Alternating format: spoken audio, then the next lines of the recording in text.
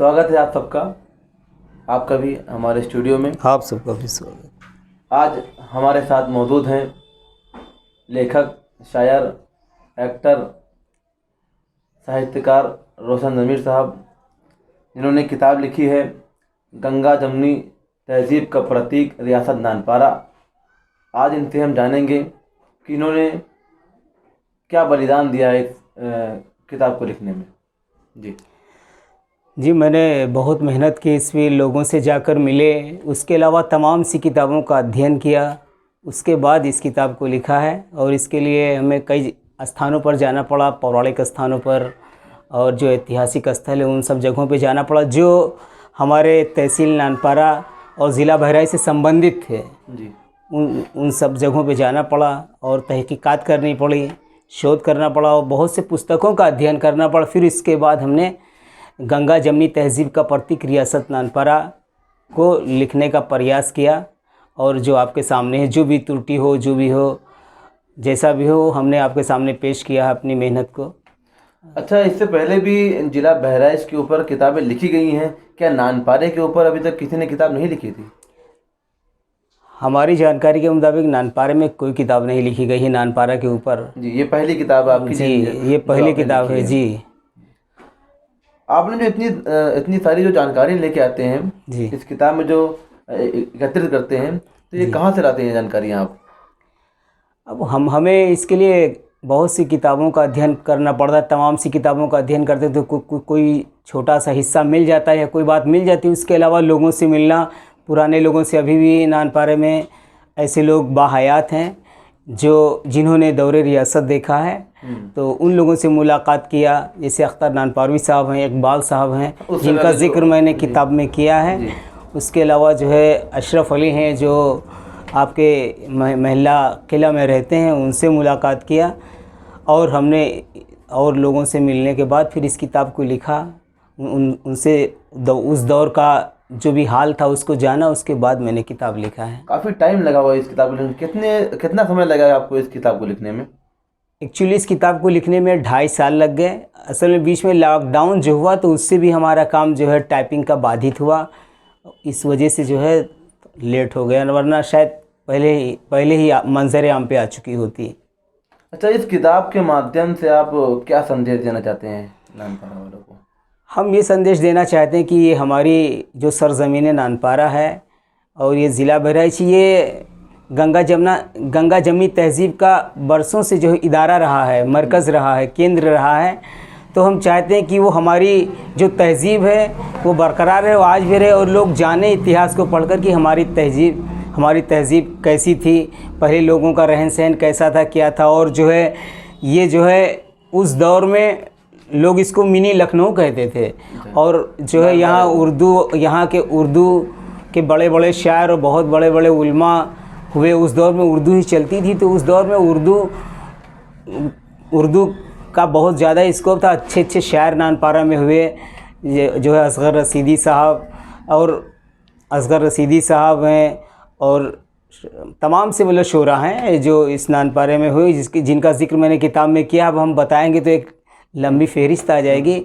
और इसके अलावा भी हम जो है सेकंड पार्ट लिख रहे हैं जो पूरे ज़िले पर आधारित होगा, क्योंकि आज़ादी से पहले ये ज़िला जो है बहुत बड़ा था और तुलसीपुर तक इसका जो है आकार था। जी, ज़िला बहराइच का। तो हम जो इसका सेकंड पार्ट भी लिखने वाले हैं, तैयारी चल रही है, अभी वक्त लगेगा, लेकिन इंशाल्लाह वो भी मंजर आम पर आएगा। अभी हाल ही में आप जिलाधिकारी के पास गए थे, आपने उनको अपनी रियासत नानपारा पुस्तक को अपनी भेंट की जी, तो उन्होंने आपको क्या आश्वासन दिया? जी, उन्होंने हमारी किताब देखी जी, 2-4 वर्क पलटे, उसके बाद कहा बहुत अच्छा लिखा है जी।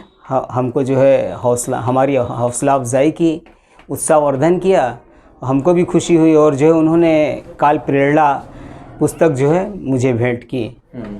और क्या क्या शौक़ हैं आपके? हमने तो आपकी शायरी भी देखी है, आपकी एक्टिंग भी देखी है, और इसके अलावा भी आप क्या करते हैं? एक्चुअली जो है शेर व शायरी का शौक़ जो है वो भी मुझे है और मैं अभी भी कहता हूँ, लेकिन हमारी इससे मुतालिक कोई भी किताब मंजर आम पे नहीं आई है। लेकिन हम गज़ल, नज़्म, रुबाई, कसीदा सभी में जो है शौक़ व ज़ौक़ रखते हैं और कहने की कोशिश करते हैं। और चूँकि वक्त इसके लिए स्पेशली वक्त निकालना पड़ता है, क्योंकि हम भी बहुत मज़दूरदार हैं एक तरह से, कोई बिजनेसमैन है नहीं, या मेरा कोई प्रोफेशन नहीं है, ये शौक़ है। और हम चाहते हैं कि हमारे ज़रिए लोगों को नानपारा की तारीख़ मालूम हो, इसलिए जो है हमने रियासत या मतलब नानपारा की तारीख़ पे ज़्यादा ज़ोर दिया। और इसके अलावा भी मैंने कहानियाँ लिखी हैं, तमाम से आर्टिकल्स लिखे हैं, बहुत लिखे, जो पहले किताबों में जो है प्रकाशित होता रहता था, जो है पत्रिकाओं में निकलता था। लेकिन अब चूँकि पत्र पत्रिकाओं का दौर जो है ज़्यादा नहीं रह गया, अब ऑनलाइन ही होता, तो इसलिए मैंने कहा कि ये किताब जो है ये मंजर आम पे आना चाहिए, इस पर ज़्यादा ज़ोर दिया। और भविष्य में भी हम तारीख़ पे ही ज़्यादा लिखेंगे, अब कहानियों का दौर इतना नहीं रह गया है। अच्छा रोशन भाई, ये बताइए, जो नए राइटर्स हैं, अगर वो किताब लिखना चाह रहे हैं तो उनको किन किन बातों का ख़ास तौर से ध्यान रखना चाहिए? देखिए, इसकी जो है पुस्तक की भी कई कलाएँ होती हैं। कोई कहानी है, कहानी का एक अलग अपना हिसाब होता है, उसमें प्लॉट बनाते हैं, काल्पनिक होता है। लेकिन जो चीज़ सत्य पे आधारित होती है, उसके लिए जो सत्य पे आधारित हो, उसको आप जो है जब भी लिखें तो कहने का मतलब है कि उसका एक प्रूफ होना चाहिए, जुनून तो होना चाहिए, लेकिन प्रूफ भी होना चाहिए कि हम सत्यता स्पष्ट कैसे करें, उसका आधार होना चाहिए, तथ्यात्मक होना चाहिए। कहने का मतलब, अगर तथ्यात्मक नहीं हो तो भविष्य में उस आप पे जो उंगली उठाएगा। तो वैसे साहित्यकार इस चीज़ का ध्यान रखते हैं, ऐसा नहीं है। और शौक़ होना चाहिए, लिखना चाहिए। लोग आज नहीं तो कल भविष्य में जो है उसको जानेंगे कि आपने क्या लिखा और किस लिए लिखा, आपका नज़रिया क्या था। क्योंकि जो इतिहास होता है उसके भी दो पहलू होते हैं, एक होता है निगेटिव, एक होता है पॉजिटिव। हर लेखक अपने नज़रिया से उस चीज़ को पेश करता है। तो ये है, कम से कम लोग भविष्य में जानेंगे कि आपने जो लिखा है उसका उस समय उस काल में क्या महत्व था। ये है, इसे लिखना चाहिए, बिल्कुल लिखना चाहिए। अच्छा रोशन भाई, एक बात और कि जो आपने जो है बेसिक शिक्षा कहाँ से प्राप्त की है? क्योंकि जब बेसिक मजबूत होता है इंसान का, तभी वो आगे बढ़ पाता है। मैंने मदरसा Misbahul Uloom junior high school से इब्तिदाई तालीम कक्षा 5 तक ली है। अच्छा, मदरसा प्रारंभिक शिक्षा मेरी मदरसा Misbahul Uloom junior high school में हुई है। उसके बाद मैंने इंटर जो है सादत इंटर कॉलेज से किया है। बीए मैंने महाराज सिंह इंटर कॉलेज से किया है। और इसके अलावा हम कंप्यूटर शिक्षा और मौलवी वगैरह भी मैंने किया है, और भी तमाम से कोर्स किए हैं।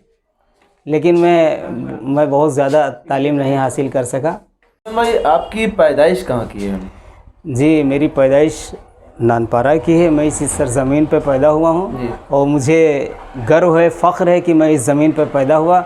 और यही मेरी चाहत थी कि मेरा नानपारा हमेशा आगे बढ़े। लेकिन हालात के तहत जो इसको मकाम मिलना चाहिए वो नहीं मिल पाया। जो सियासी लोग रहे उन्होंने इसमें ज़्यादा तवज्जो नहीं दी, यही वजह है कि पिछड़ा हुआ है। तो मेरे दिमाग में शुरू से ये चल रहा था कि यहाँ की जो खूबियाँ हैं, ये जो इसका महत्व है, इतना महत्वपूर्ण इतिहास है, ये उजागर होना चाहिए। इसीलिए मैंने इस किताब को लिखा। मैं इस सरज़मीन पर पैदा हुआ हूँ तो मुझे इससे मोहब्बत है। ये मेरा वतन है, ये मेरी जन्मभूमि है, तो क्यों नहीं मुझको मोहब्बत। राजा नानपारा के बारे में कुछ बता सकते हैं आप थोड़ा बहुत?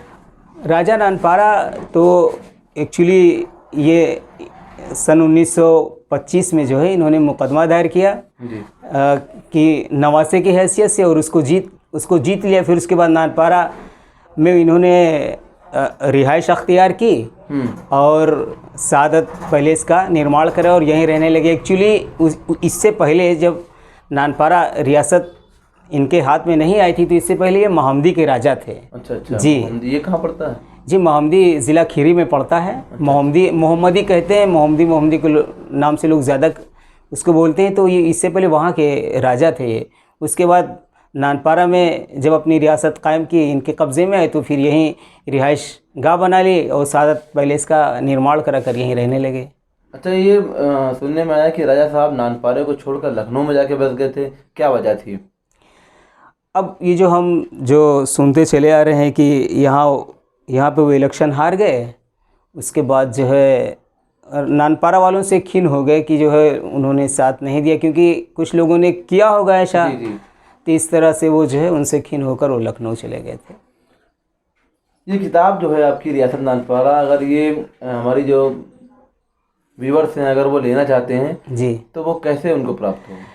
ये जो है फ्लिपकार्ट भी पड़ी हुई है, उससे भी जो है मंगा सकते हैं। और यहाँ अभी हमने किसी बुक सेलर से बात नहीं किया, वैसे फ्लिपकार्ट पे पड़ी हुई है, आप किताब है आपकी? फ्लिपकार्ट से मंगा सकते हैं, उस पर ऑनलाइन आप जो है इसको मंगा सकते हैं फ्लिपकार्ट पे।